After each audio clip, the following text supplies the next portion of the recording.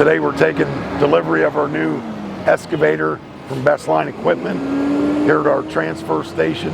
This is an integral part of our operation. All of Center County's trash comes through here, on average 400 tons a day, as high as 800 tons when it gets busy. We also do the county recycling. That's about 40 tons a day on average.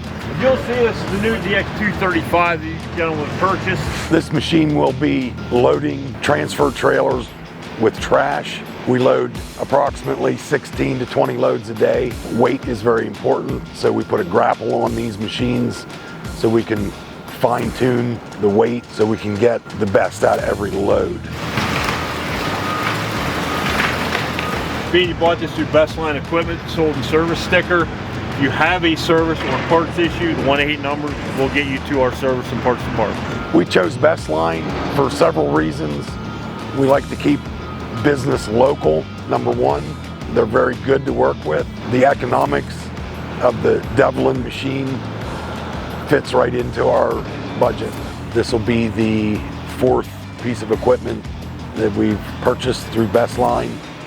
Their sales team's awesome. Their service is very good. I would recommend them highly to anyone.